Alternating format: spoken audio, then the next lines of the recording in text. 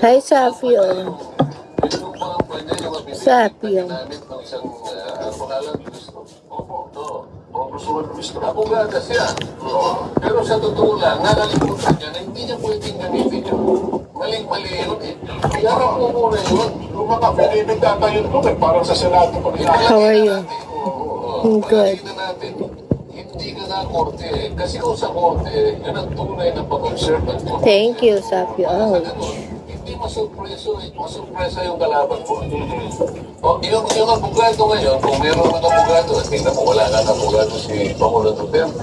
Kung meron siya ng abogado, tuloy na ako nito, mag-conflict na nga nito.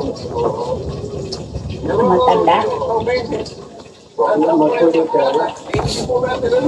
Hi, Kay.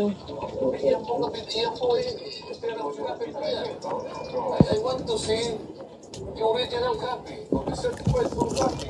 Abutin ko lang sa sari yung picture. Bago mo magamit yung pinipit na yan. Tunay ka na abogado, hindi mo gagawin yun eh. Kaya walang abogado na pipigil ko. Sapagkat tinigyan ng abogado si Pangulo Duterte. Ang kaya ng abogado sa namin sa kanya, your only role is to give advice as to the right of your counsel of your client. Kung itatanong po, Hi, Aidin.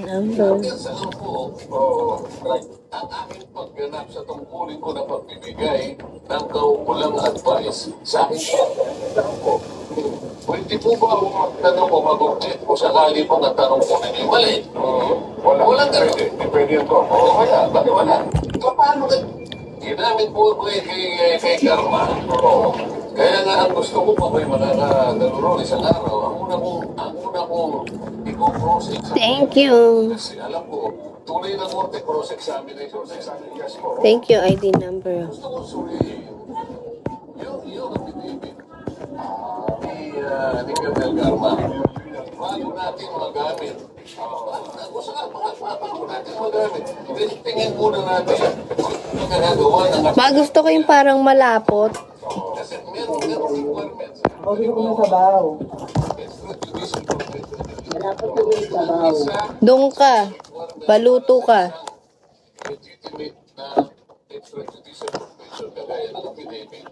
Kailangan kanya the confession would be okay. Opo. So ito ba, nandiyan sarap natin si Colonel Garma. Colonel Garma, nung kung gawin niyo itong affidavit ninyo, di ba nakapulong kayo? Opo. Nakatimulan po kayo sa Abura. Okay. Simple lang. Paano po ninyo ako makukonvince at ang aking nakasalanan na ginawa po ninyo Kahit di ka umaysyan sa boyfriend mo, kunting oras umatawag ka sa number ko.